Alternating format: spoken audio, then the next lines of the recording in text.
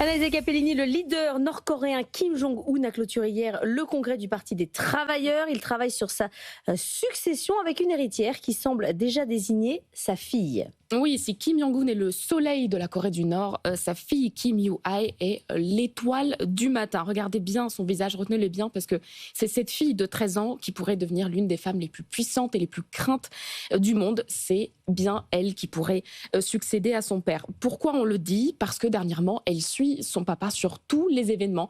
Et alors, pas seulement les événements qui conviendraient à une princesse, des événements un peu sociaux, des inaugurations d'hôpitaux, d'écoles, des cérémonies par exemple, mais elle est présente sur tous les événements militaires qui sont évidemment cruciaux en Corée du Nord et donc qui l'installe comme le vrai successeur de son père. Et pourquoi on dit ça?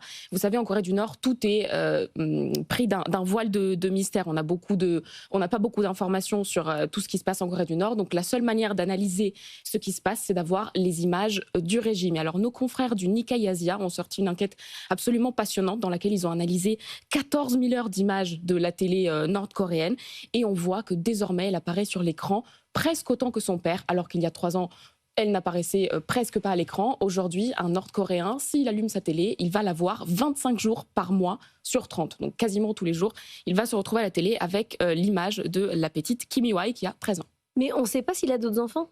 C'est son seul enfant. Alors, on saurait qu'il a 3 enfants, mais effectivement, c'est la seule qu'on connaît, c'est la seule qui est publique, on va dire. Donc c'est ce qui nous fait dire aussi qu'elle est... Et il y a eu une évolution dans sa manière de la présenter au public. Oui, déjà sur beaucoup d'images, on la voit de plus en plus marcher à côté de son père et non pas derrière. Donc déjà, c'est très symbolique. Et puis, il y a un vrai travail sur le style vestimentaire. Il y a quelques années, on la voyait en doudoune et chaussures basses comme une fille de son âge, n'importe laquelle. Aujourd'hui, on la voit de plus en plus avec des manteaux longs, des chaussures élégantes, avec les cheveux longs. Donc voilà, il y a un vrai travail de style qui l'installe comme l'héritière de Kim Jong-un. Et surtout... Tout ça, c'est interdit aux gens, normalement, de son âge, dans son pays. Alors, elle n'a quand même que 13 ans. C'est pas un peu tôt pour penser à sa succession? Oui, surtout, Kim, lui, il a une petite quarantaine, donc il est très jeune aussi, mais il y a 2 facteurs à prendre en compte. C'est qu'il y a d'abord des inquiétudes sur la santé de Kim. Il y a souvent des rumeurs sur une potentielle maladie du leader nord-coréen. Et puis, Kim est traumatisé par sa propre succession, puisque son père est décédé, lui, de manière très soudaine, et donc la transition s'est faite de manière abrupte.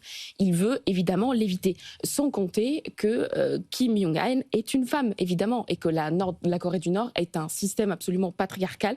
Donc, pour lui donner une position de leader, pour l'installer comme leader, consolider sa position, c'est un défi immense. Donc, il faut du temps pour forcer le respect pour cette fille. Merci beaucoup, Anaïs Capellini.